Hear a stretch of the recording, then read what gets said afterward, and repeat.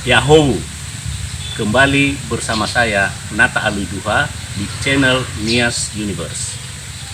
Pada kesempatan kali ini kita akan mendengarkan sejarah masuknya Injil di Pulau Nias. Sejarah masuknya Injil di Pulau Nias ini dari berbagai perspektif. Kenapa harus dari berbagai perspektif? Karena masuknya Injil itu di Pulau Nias berbeda-beda. Ketika agama Katolik masuk, agama Protestan masuk, dan agama-agama aliran yang lain, karismatik dan Pentakosta juga berbeda-beda. Karena itu kita akan mendengarkan sejarah masuknya Injil atau berita keselamatan di Pulau Nias dari berbagai versi. Pada kesempatan kali ini kita akan mendengarkan dari narasumber yang sangat kompeten, yaitu Pastor Johannes. Dari dia kita akan mendengarkan bagaimana sejarah masuknya Injil berdasarkan atau menurut perspektif agama Katolik. Kita akan mendengarkan dan jangan kehilangan juga sejarah masuknya Injil yang berikutnya dari perspektif agama Protestan yang akan diceritakan, yang akan dituturkan oleh orang yang paling ahli untuk itu, yaitu Bapak Pendeta Tuhoni. Pada kesempatan kali ini kita dengarkan Pastor Johannes. Ayo mendengarkan supaya kita tidak kehilangan berita tentang Injil dan kabar keselamatan di Pulau Nias.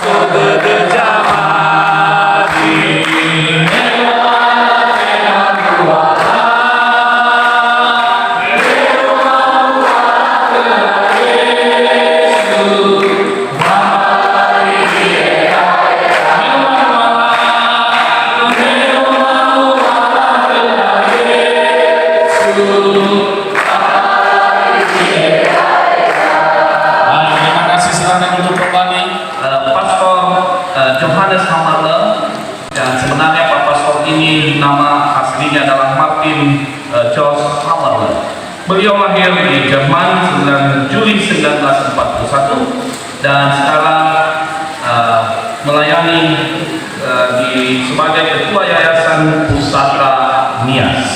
Beliau menyelesaikan pendidikan baik tingkat dasar sampai perguruan tinggi di Jerman, dan beliau sangat fasih sekali dalam berbagai bahasa termasuk bahasa Nias, dan bahkan beliau banyak menulis buku-buku tentang Nias. Nanti Bapak Ibu akan silakan melihat di Museum Pusaka Nias. Bahkan sering saya katakan bahwa beliau lebih Nias dari saya. Lebih Nias dari saya, karena dia lebih banyak tahu tentang Nias dibandingkan dengan saya yang asli orang Nias. Mari kita menyambut orang tua kita yang sangat luar biasa, Pak Pastor dengan segala hormat untuk bisa duduk di depan. Kami akan memberikan kesempatan yang pertama kepada penulis pertama kita, Bapak Pastor Johannes Hamarle, untuk menyampaikan sejarah masuknya berita Injil dari perspektif Katolik, dan menyusul nanti Bapak Pendeta Dr. Tuhoni perspektif Protestan, dan Bapak Pendeta Agus separasi dalam perspektif Injili atau karismatik. Boleh di tempat duduk Pak, dan boleh juga di tempat ini. Kami mempersilakan sepenuhnya kepada panelis. Karena Yesus mengatakan kamu semua saudara, maka saudara-saudari yang terkasih dalam Yesus Kristus, Yahoo, Shalom. Shalom. Dan saya mengucap terima kasih kepada yang berdoa tadi untuk narasumber supaya juga sehat, supaya bisa suara cukup sampai akhir karena patuh. Dan kami itu sudah minta matikan kipas, nanti boleh didudukkan. Kemudian kurang tepat saya lihat saya dimasukkan nomor 1, padahal 75, bukan saya, Gereja Katolik, padahal 75 tahun sebelum masuk Gereja Katolik sudah ada sending, sudah ada misionaris standing. Jadi seharusnya Pak Tuhoni duluan. Kemudian secara masuknya Injilinias sama saya dikatakan versi Katolik. Jadi bukan saya tidak mau menghiraukan yang lain, hanya karena dikatakan versi Katolik. Ada buku Injil dan Pulau Nias, Kampung Pulau Nias. Secara ini bagi saya warna Fransiskan. Mengapa? Karena Santo Fransiskus tahun 1182 sampai 1226 di Assisi Italia punya hitungan hidupnya terkenal, katanya inilah inti hidupku, Injil Tuhan kita Yesus Kristus. Dan itu pedoman untuk semua keluarga Fransiskan. Ada di situ gambar tadi waktu Fransiskus menerima stigmata di Gunung Alverna menjadi altar Kristus disebut, dan di bawah juga Santa Clara, karena dari Fransiskus ada juga ordo kedua para suster. Hal ini masih terkemah di zaman kita ini. Paus yang baru memilih nama Fransiskus, bukan nama Ignatius Loyola, dia pilih nama Fransiskus, dan dia menerbitkan suatu ensiklik dengan judul Fratelli Tutti, melihat persaudaraan yang luas bagi kita semua di dunia. 3 cabang Fransiskan dari Santo Fransiskus. Ada Ordo Fransiskan OFM, ada Ordo Konventual dan ada Ordo Capucin. Singkatnya OFM berarti Ordo Fratrum Minorum, ordo dari saudara yang gila-gila. Capucin merupakan cabang yang terakhir yang berkembang sejak 1528.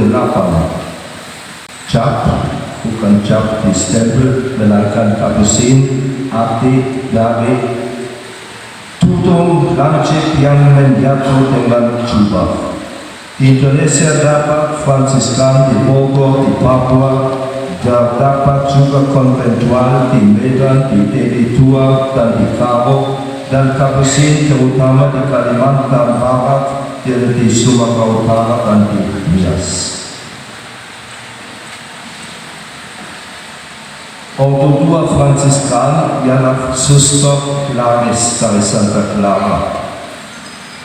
Dan kita kebetulan tahu juga contoh di sini di Gunung Sitoli, di gunung dulu dikatakan Gunung Suci, terdiri biara dari Suster Claris.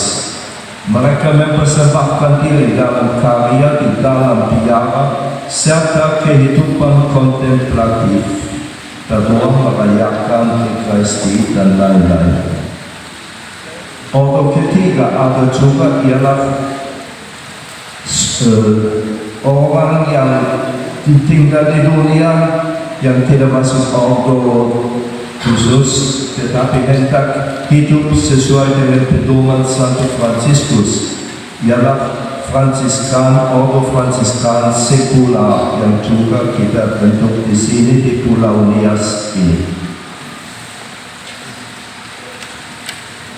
Secara Injil masuk di Nias, pertama-tama kita harus menyebut Pastor Johannes Petrus Fallon dari Mission Étrangère de Paris, MEP, misi kedua negeri di Paris, ibu kota Prancis.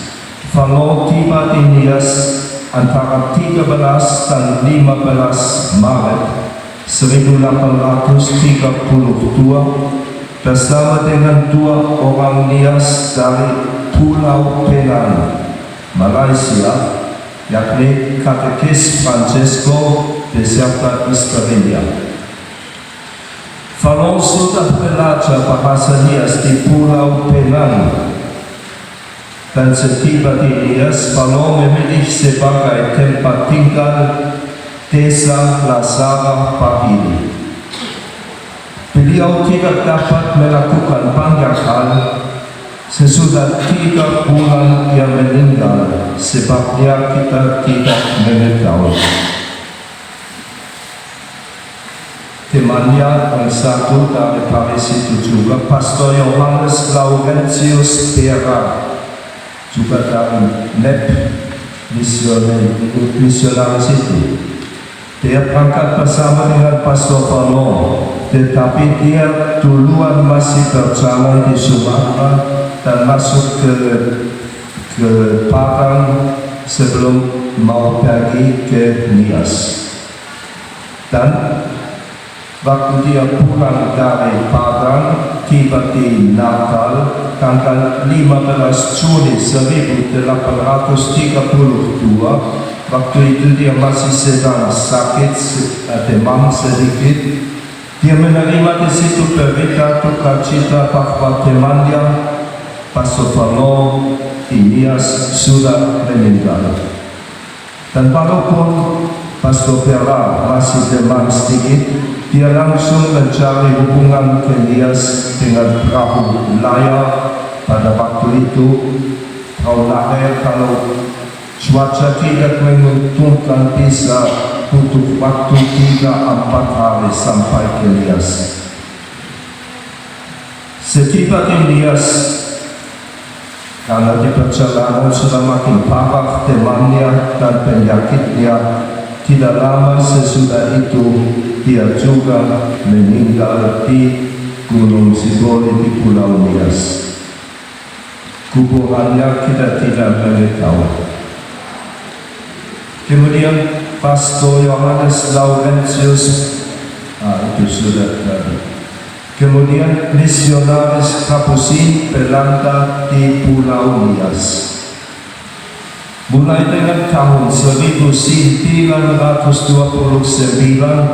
Pastor Chrysologus Timmermans, OFNK, seorang pastor Belanda, menetap di Sibolga dengan tugas melayani orang Belanda yang beragama Katolik dan pegawai atau serdato Katolik yang bertugas dalam pemerintahan Hindia Belanda.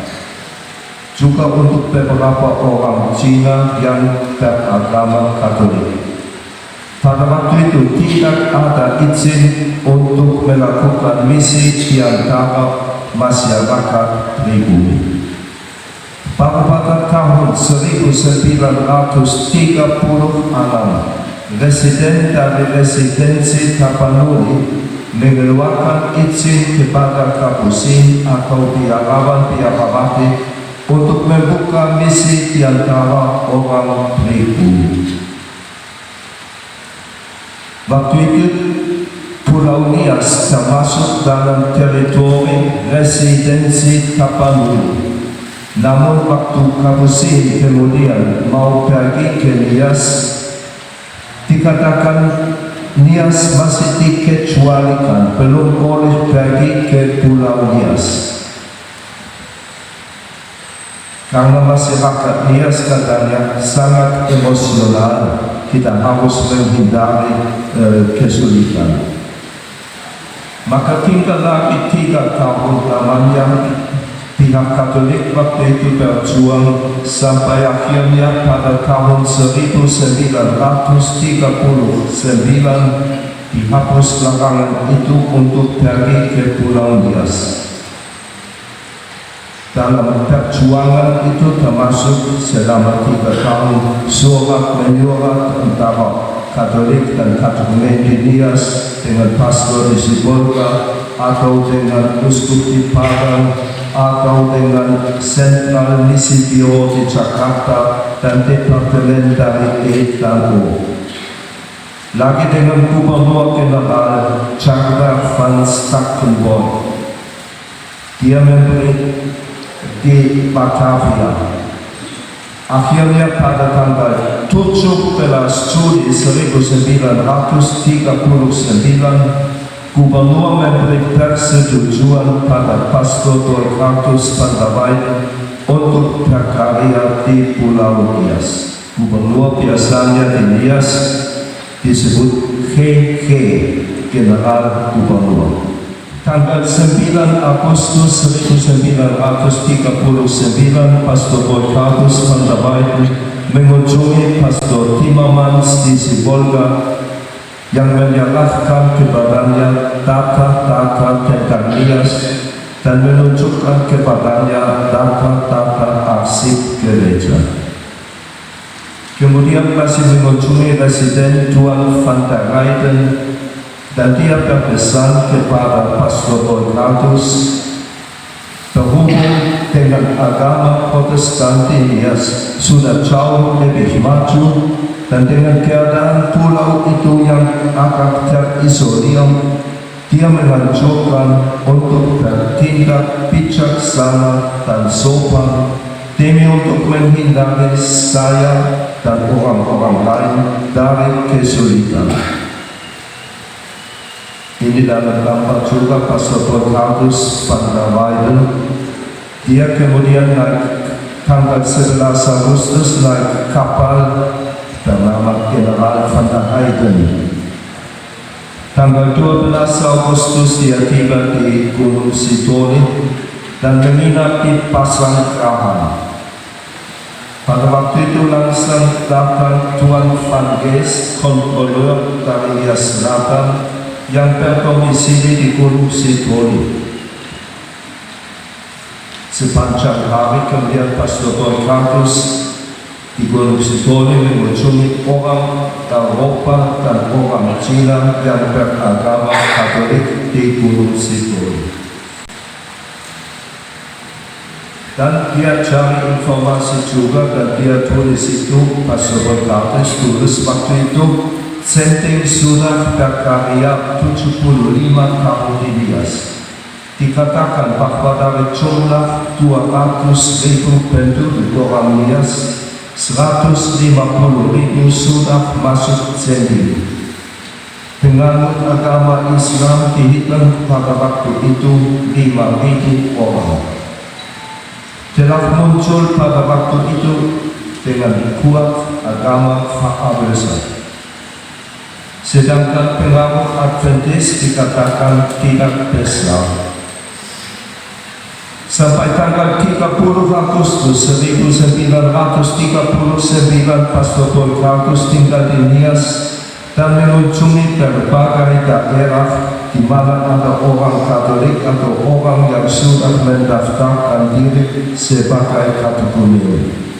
Kemudian pulang ke Padang di mana ada residensi uskup pada waktu itu. Pada permulaan bulan September 1939, Pastor Torquatus tiba lagi di Nias. Dia tidak diberi izin untuk tinggal di Gunung Sitoli karena di situ sudah ada pusat gereja PNKP. Telukala juga tidak mau dipilih karena di situ terdapat 6 jenis nyamuk malaria anopheles, ada jenis yang berbeda. Kemudian dipilih desa Hilisimai Tane.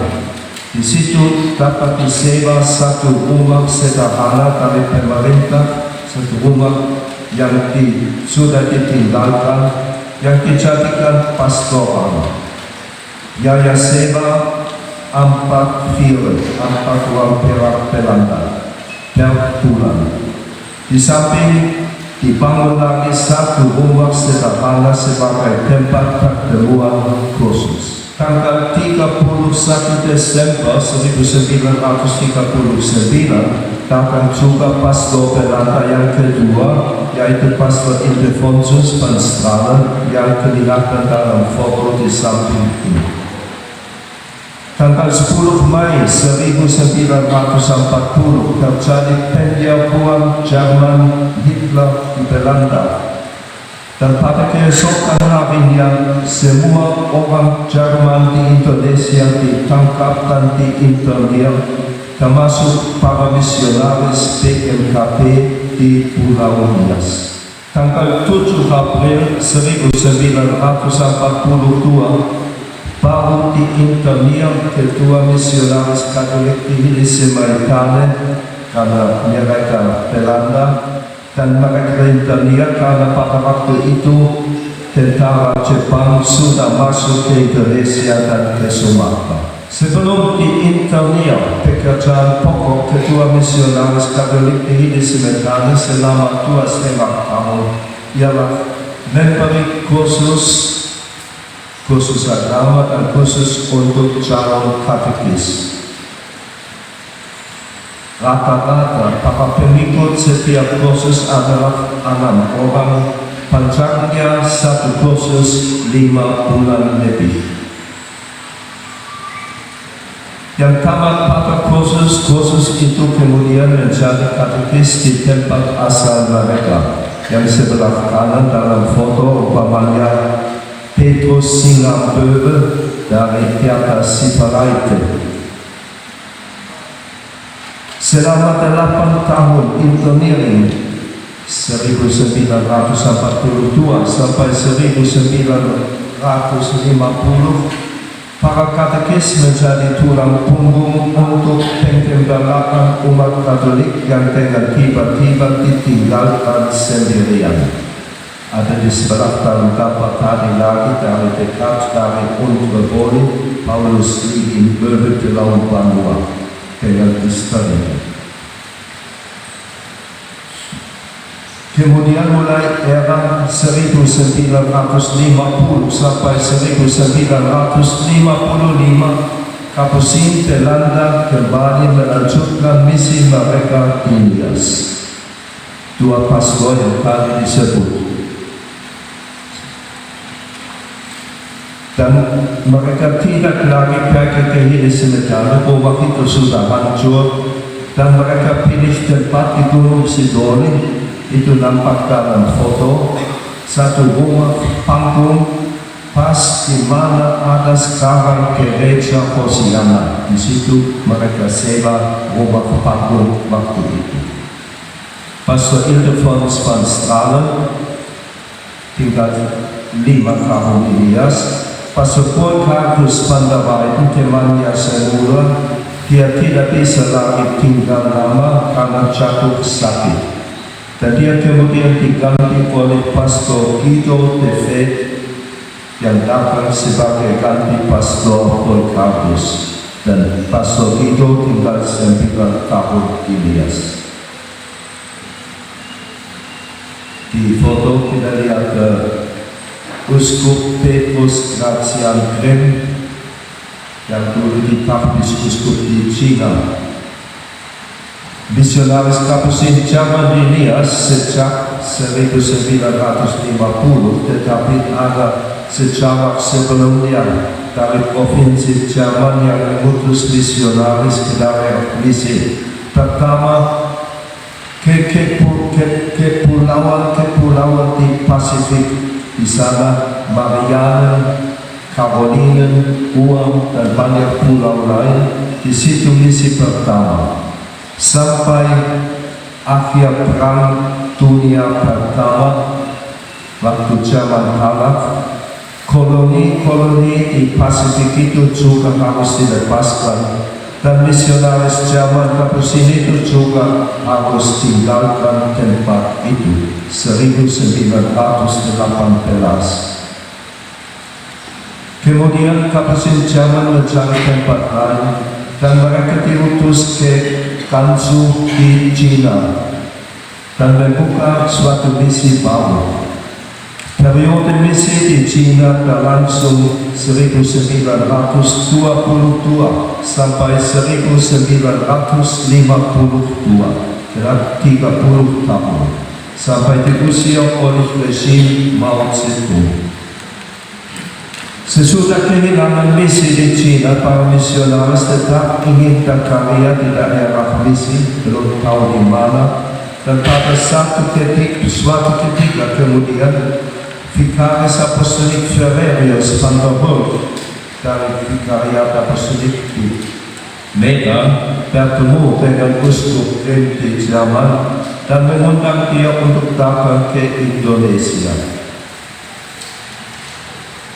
Dan boleh berkarya di sini di wilayah, sebagian wilayah mereka punya.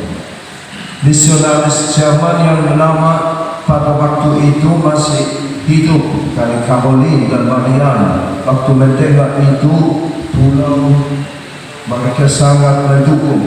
Harus ke sana. Sana seperti sama kami di Pasifik ada pasir, pantai pasir dan ada pohon kelapa.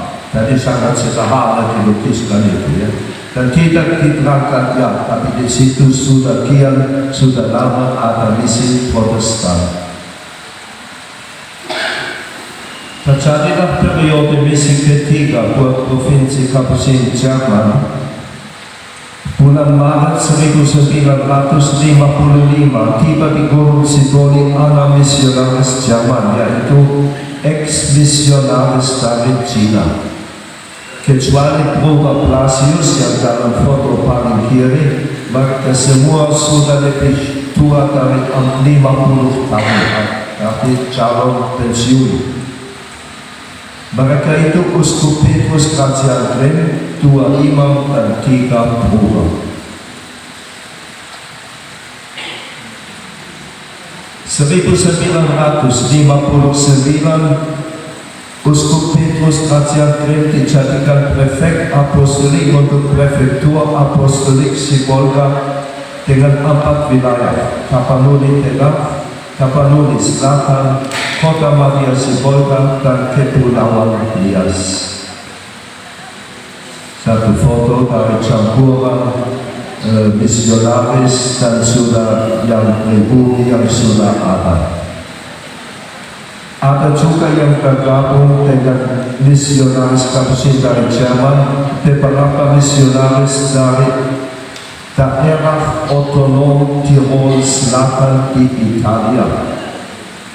Dan mereka hampir semua sudah pulang. Seorang dari antara mereka masih tinggal, yakni Pastor Ansel Fedori, yang tinggal sekarang di Paroki Talafu dengan umur 86 tahun. Tiada mati.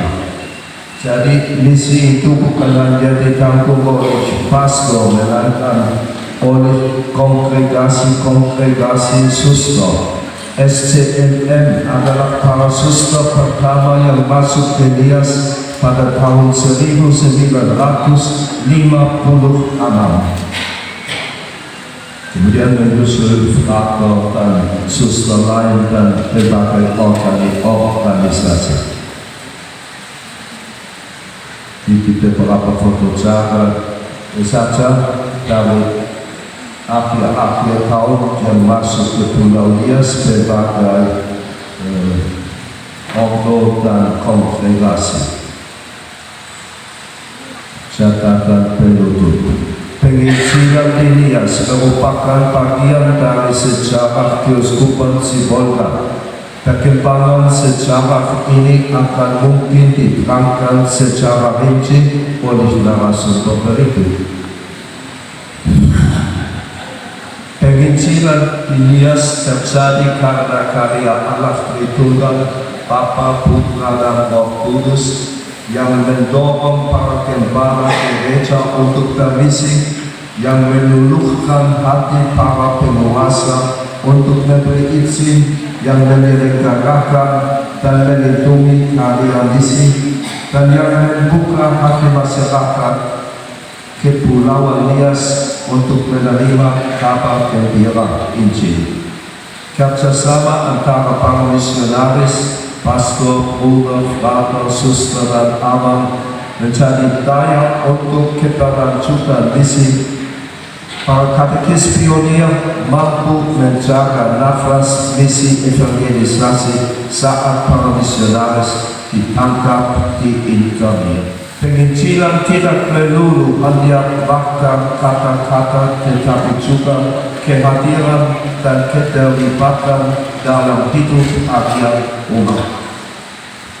Model penginjilan itu kemudian berkembang seiring zaman, masuk ke dunia kesehatan, ke dunia pendidikan, ke dunia musik, serta ke berbagai aspek yang bisa diinkulturasikan.